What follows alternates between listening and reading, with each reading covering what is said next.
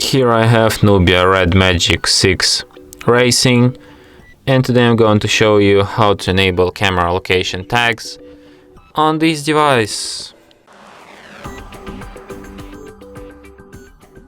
So to do this, firstly you have to open camera, then tap on the arrow icon here, then tap on the gear icon to access its settings, and here you can find location. You just enable it like this, then grant camera access to location information, and now you can switch this feature all you want. Enable or disable location. So yeah. And that's it. Thanks for watching. If you find this tutorial useful, don't forget to hit that like button and subscribe to our channel.